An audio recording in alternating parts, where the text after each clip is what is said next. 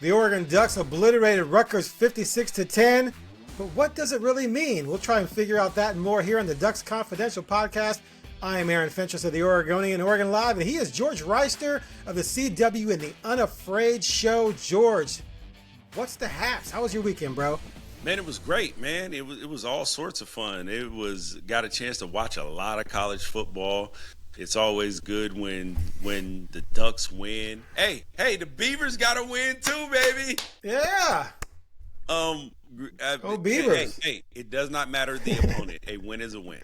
And I just thought about it. I was like, that just shows what the rivalry between Oregon and Oregon State really is, when like you're actually happy that Oregon State got a win, but nobody's crying that Washington lost to Michigan. They're like, well, if he dies, he dies.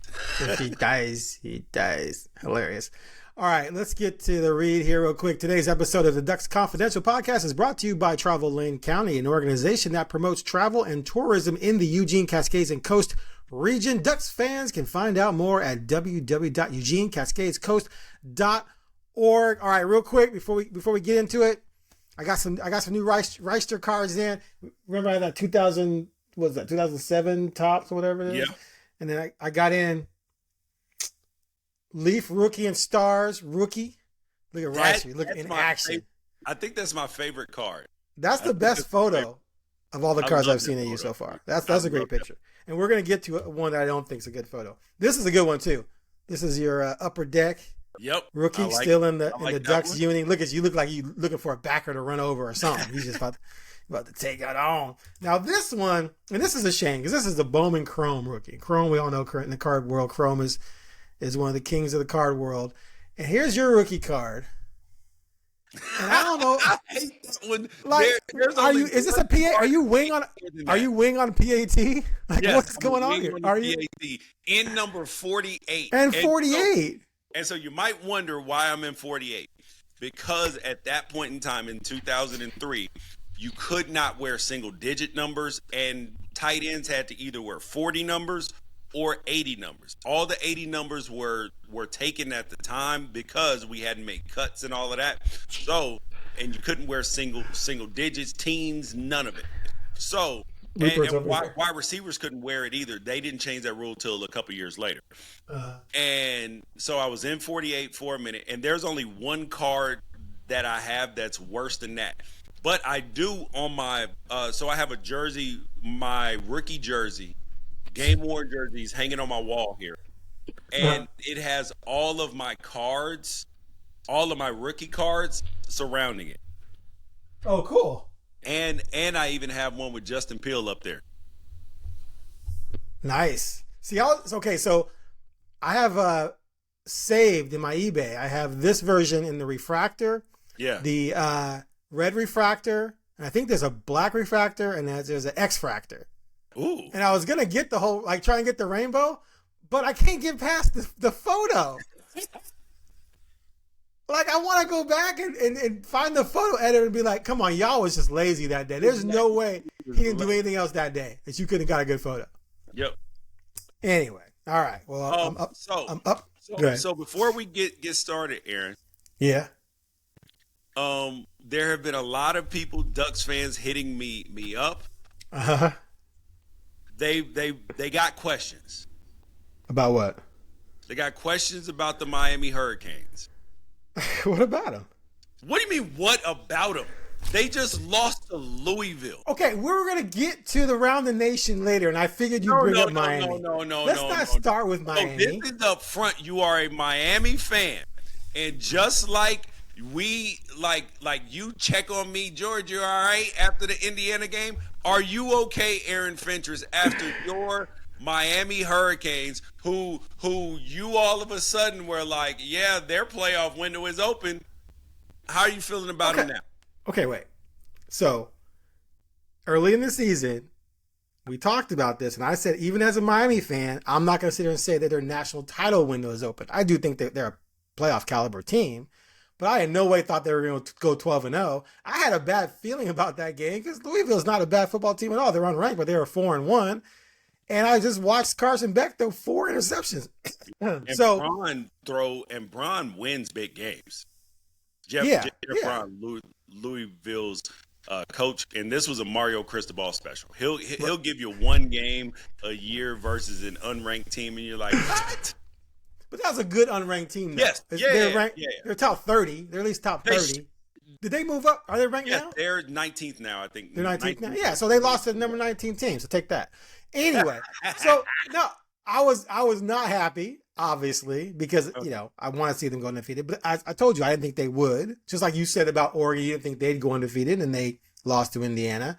You know, I think they can't mess around. They can't go 10-2. Last year they went 10-2, right? And they didn't get in? Yeah. Because they lost to Syracuse, though. So, you know, it is what it is. But, yeah, I wasn't shocked. Let's put it that way. Okay. Yeah, I wasn't shocked either. I was just. Now, why are you blaming Mario?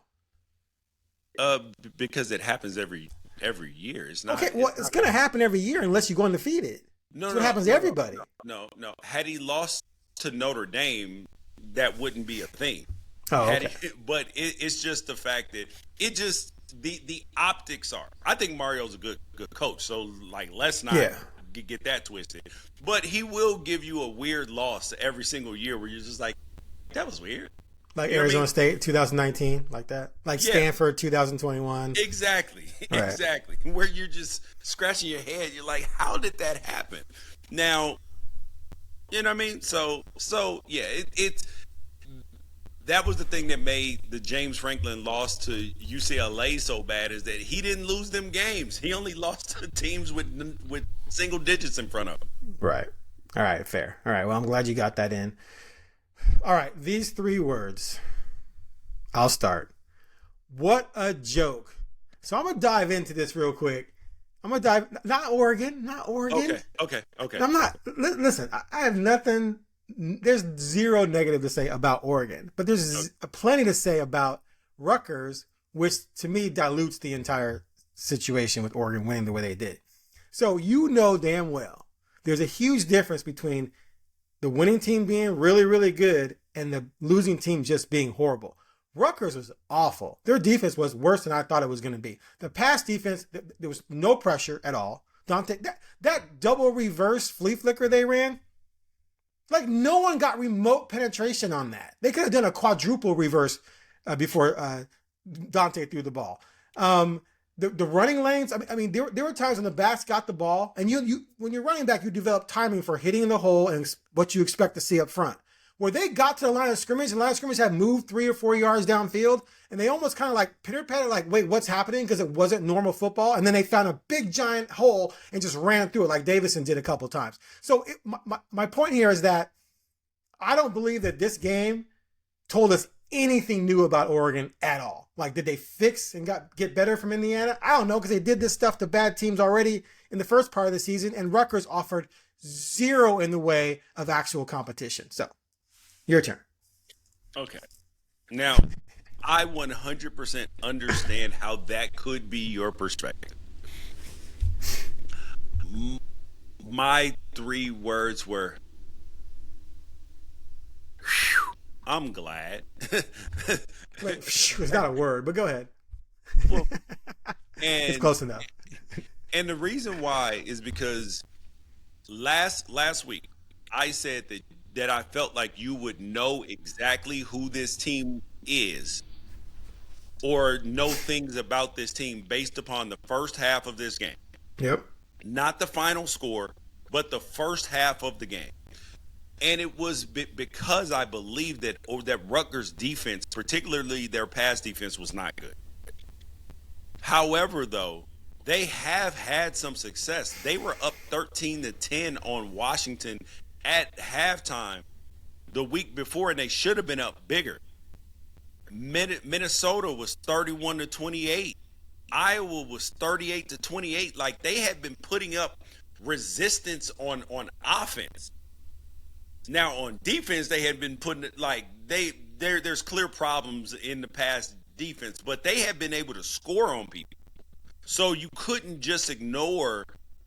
And so I was like, yo, if Oregon allows them to score points in the first half, or if they're not able to score, then you're going to know that this is a 3-loss team.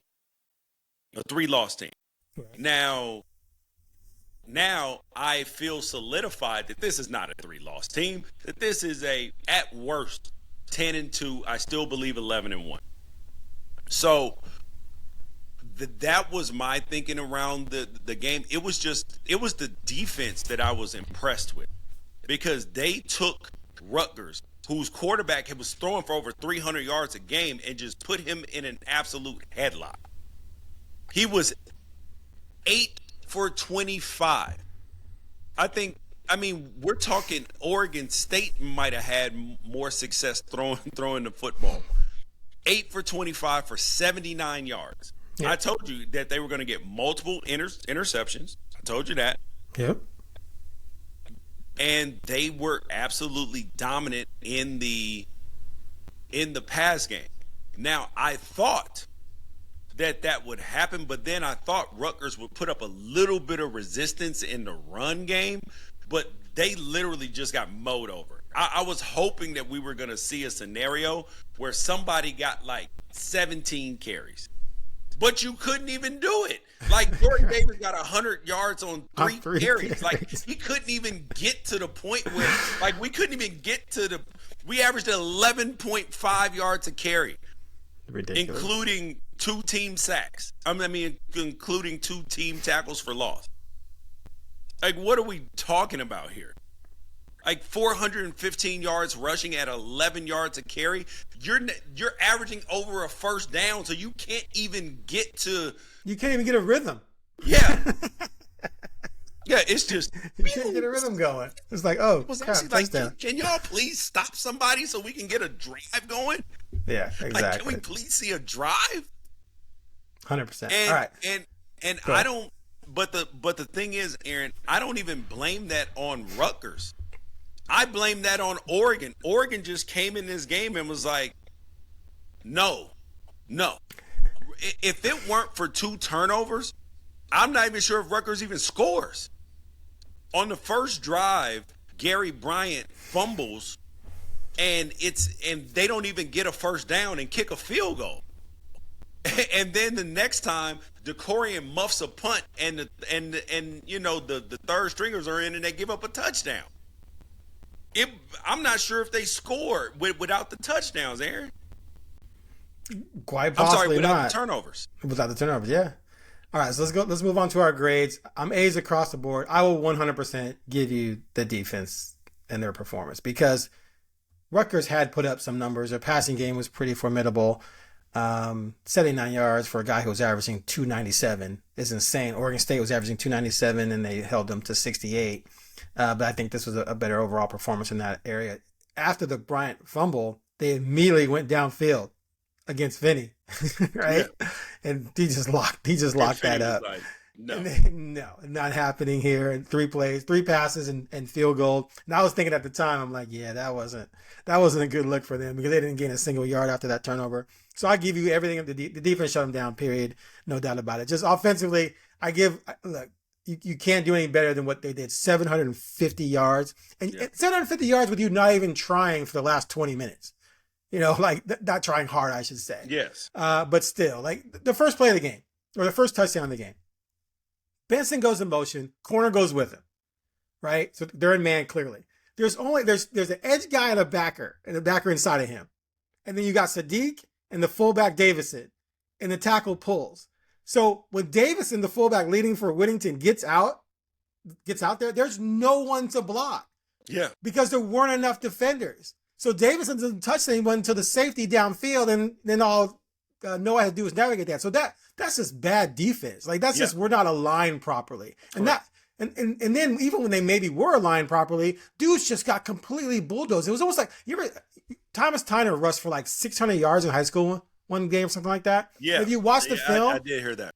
Have you ever seen the film? Like, Aloha's offensive line just literally moved the entire team's defense 10 yards downfield. And so before Tyner even got to his lineman, he'd gained like 8 yards. And then he's just fine. So it was almost like that, where it's like, okay, Tyner, great. You got 600 yards, but look who you got against. That's how I felt in this game, where it's like, come on, you got to have some resistance at this level. So I still give them an A, but I just don't feel like I said before, that this showed me that the offense is back. But go ahead. Yeah, I mean, because part of it is converting on third downs and all of that stuff. So how many third downs? Oregon had Did they even have a 11 third down? downs. Yeah, no, they went. Well, all the third downs came toward the end of the game. Toward the end, They were What 8 were they? for 11 on third down. 8. See, that's just insane. 8 for 11. Now, yeah, it was. DeCorian's corner post was nice. Yeah, it was just. It was routes on air. Exactly. It was like 7-on-7, dude. I'll give him 7-on-7. But Dante did make some throws, boy. He did. Like the corner post to DeCorian. That was gorgeous. Yes. A little behind him, but nice throw. Yeah, and but also in that situation, you tell the quarterback, don't miss the layup. Right. Like it would be better for him to catch the ball and get tackled than to overthrow him, trying to make a perfect throw. So, and Sadiq made 2 sick catches on 2 crazy throws. I know he's a little banged up right now, so hopefully he can, heal up. He could have finished the game, but there was no reason. Yeah, exactly. All right. Any hidden gems? Mine is just no injuries, right? No one got seriously hurt that I remember. Yeah. Right? I'm not missing anything. Hey, Brock Thomas. What about him? He played at quarterback. Hidden gem. Okay, hidden gem. I changed my hidden gem to Brock Thomas. And he looked pretty sharp. Yeah, or you could say Wilson, who people have been calling for to get some time at tackle. He got some time at tackle and he looked good, but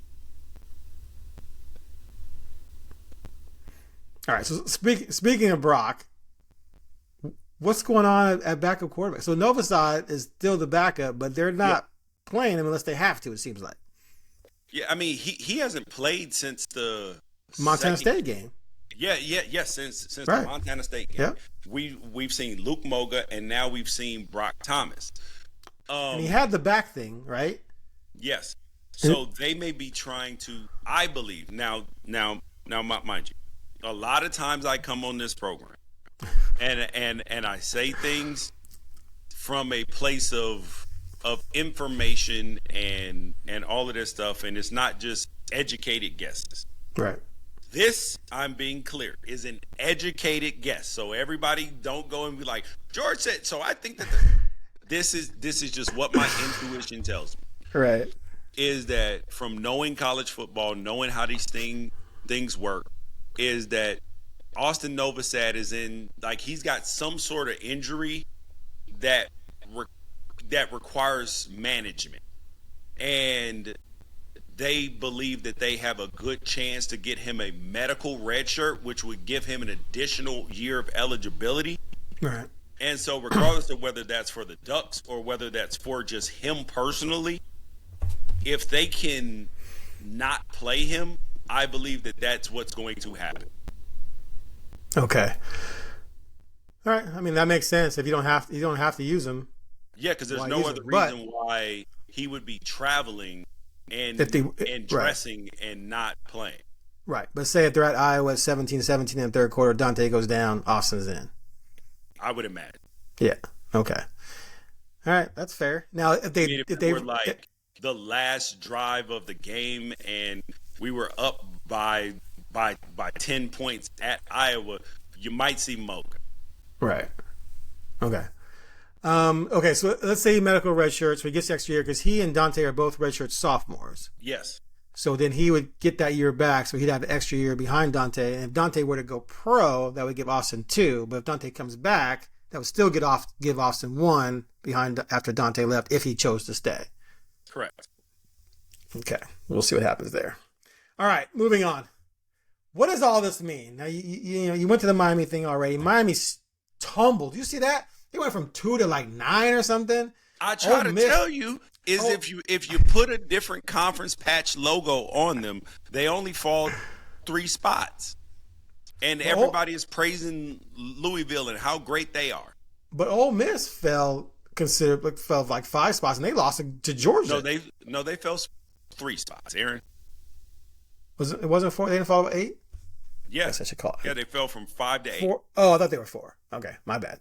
No, Texas A&M was 4, which is by far the most overrated team in college football right now. FYI. I've been thinking the same thing. Like they're 7-0, but it seems like kind of a soft 7-0. Who have they beaten? Auburn, Florida, Arkansas, Mississippi State. They beat Notre Dame by 1. Yeah. But outside of Notre Dame, which was a 1-point win, when that should have been overturned in the last play they played a game, because they had 2 dudes just absolutely get mugged. It was bad. But UTSA, Utah State, Auburn, Mississippi State, Florida, and Arkansas. Aaron, I have a question for you. Yeah. How many teams do you think that out of their 7 wins that they have played, do you think have a winning record? Without looking? Yep. 1. Notre Dame. That's it. That's it. And what's your point? Auburn, Mississippi State, and Florida, I think, are combined for like 1 SEC win. They're still 7-0, man. Now they got LSU. 7-0. And they only have LSU in Texas, really. Oh, Missouri. They got Missouri at Missouri. Missouri ain't. They might not be good either. I'm just saying, it's still a tough game. It's at their 15th ranked. It's at Missouri. Central Arkansas, Kansas, Louisiana, South Carolina, who's 3 and 4 right now. They're bad. UMass, Alabama, and Auburn. That's it. They played a team with, I think, one team with a winning record too as well. Because I'm not even going to count Central Arkansas. So do you think Georgia and Alabama solidified themselves as serious threats? Yes. But the issue is, I think Alabama is better than Georgia right now. Alabama beat Georgia, right? Yes. Yeah. But and Georgia's first half defense is buns, bro. It is absolutely cheeks. Aaron, listen to these scores that they've given up. 41 and then 24 to Alabama, but there's nothing wrong with that. 14 to Kentucky. Kentucky's offense is trash. 10 to Auburn. Auburn's offense is trash. And then they gave up 35 to Ole Miss. And Ole Miss choked the game away at the end. Missed open wide receivers. Dude, this Georgia first half defense is a problem. But them in the second half, they are hell on wheels, buddy. All right, 2 interesting games that Oregon fans probably were paying attention to. USC lost by 10 to Notre Dame, which not surprising. Huh? Really? You don't think Oregon fans care about that? No, I was joking. Of course they lost to USC because Lincoln Riley is soft as grandma's love. Go ahead. I want to bring this up. Soft as grandma's what? What'd you say? Soft as grandma's love. Oh, okay. Because Lincoln Riley has been trying to get out of the Notre Dame game. Right. Because he's like, our conference is so tough. Yeah, and then this is your biggest rival. This is the most storied rivalry in college football, period. And you want to get out of it because the game might be a little bit tough, but aren't you USC? 11 national championships, 37,000 Heismans, a blue blood in college football, Oregon's big brother and everything, and you ducking the smoke from your biggest rival? That's why you lost. You can't go to South Bend and win if you have. You don't even want to play the game. Exactly. Right. And you tell your team you don't want to play the game. Yes. You want to kill a tradition because you're scared to play the game. Teams embody their head coach. When your head coach is kind of a front runner, that's what your team is going to be. Right. And it's not Lincoln Riley's a great offensive mind. He is smart. Like, you can't say the man's a terrible head coach or nothing like that. But everybody's got a weakness. and this is his. And if he can fix that part of him, where it's like, listen, I don't care who we play, when we play, stop trying to strategize. Aaron, I promise you, he's the kind of guy that would lose a game on purpose for like seeding purposes. You're not a fan, I can tell. No, I like him. I just don't like that. Right, I got you. Like, do you believe that if he thought that, like, you know how people get to talking in the NBA and the NFL about seeding and playoff matchups and all that kind of stuff, and some teams try that, and whenever they try it, they lose. Do you believe that Lincoln Riley would most likely, if he thought that it could get a better matchup, potentially throw a game? I can't say I follow the guy closely enough to make that determination, but it sounds like you definitely believe it. I do believe that.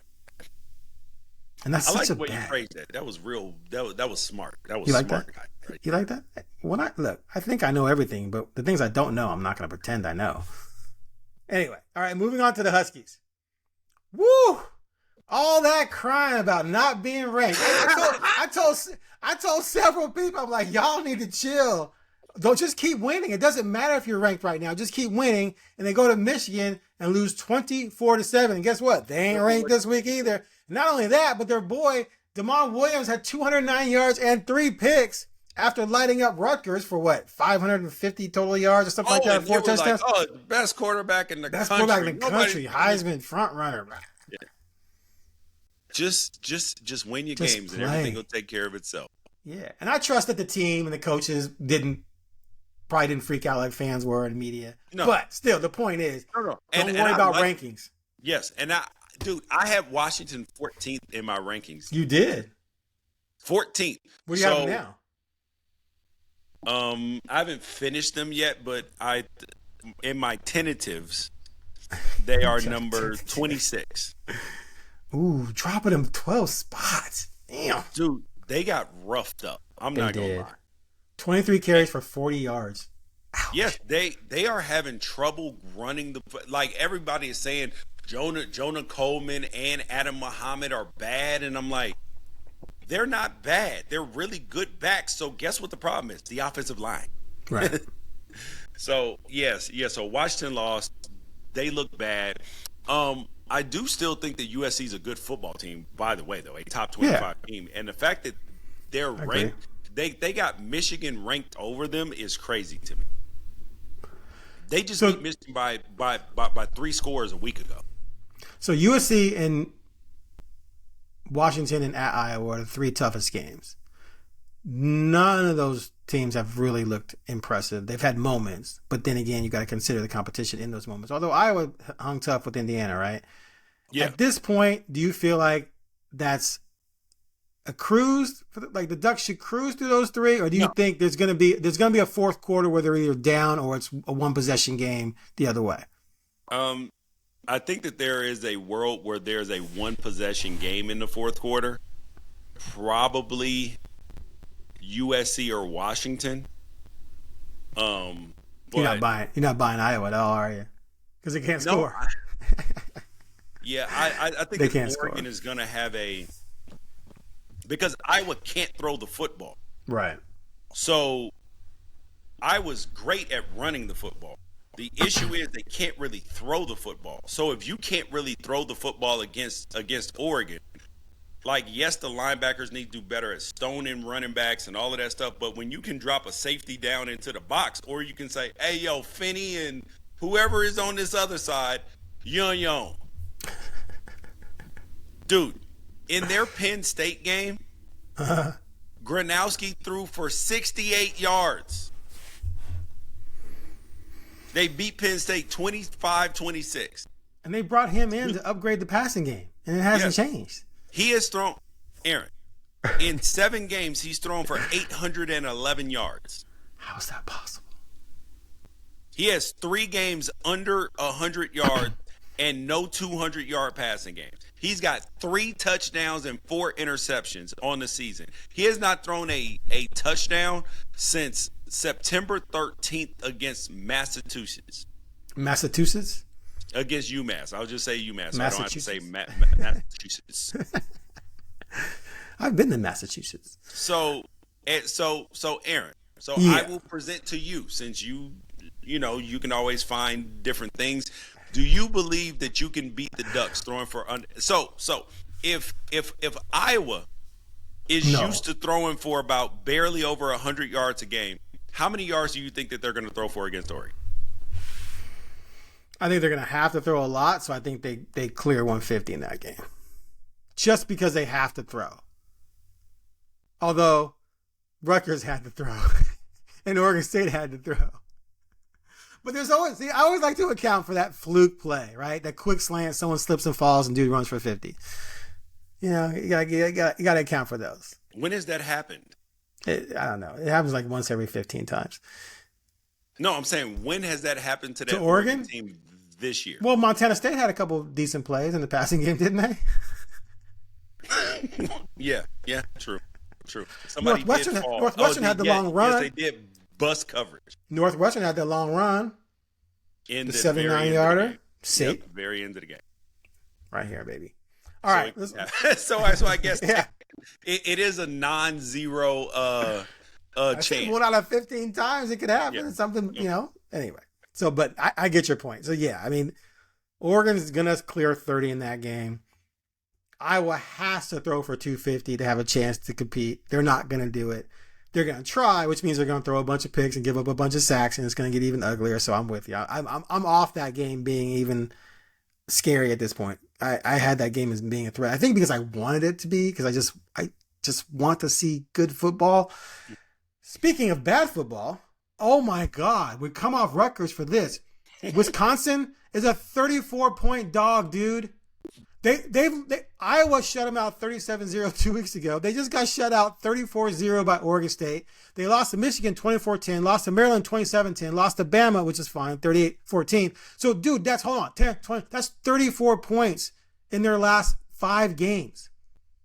And they're coming to Autzen. That's less than 7 points a game. It's exactly 7 points. No, yeah, 6.99. You're right. Dude, that's even against Miami of Ohio, they only put up 17. Oh, but they dominated Middle Tennessee 42-10 though. Yeah, but they still had their quarterback at that point in time. They have been shuffling around quarterbacks. They started a walk-on last week. And this is parent weekend. I mean, I'm going anyway because I got to cover it, but yeah. The poor parents. I have not seen a conference game that had this sort of like if you go on ESPN, you know how they give a percentage chance to win? Yeah. What's this one? It's 0? normally like even in like a big dog thing, it's usually like it'll be like the highest I've seen is like 8 for conference games now. Right. We're talking like 80%, 85%, but it's usually even for the Oregon Rutgers game, I think it was only like 75% or 80%. It's 97.2.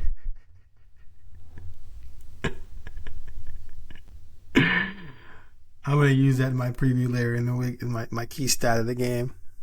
ESPN's win probability rate. Dude, that's embarrassing. And this is a storied program. Like Wisconsin's a legit Big Ten. Well, it's not a blue blood necessarily, but it's an all-time, good, powerful program. If Luke Fickell is going to get fired, the answer is no. He's not going to be fired.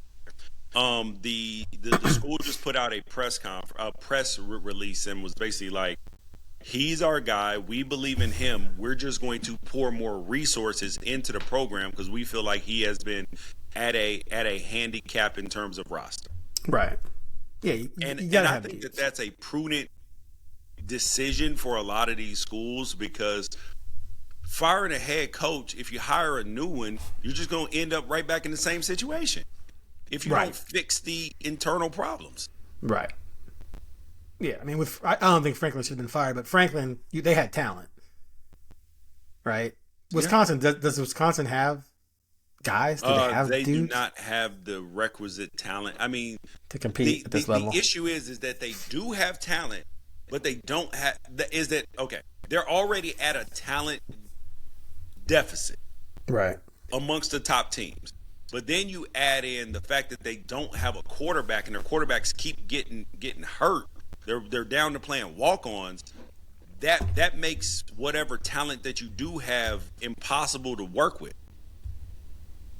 Okay. All right. My threat level is 0. And I had 51-17 down.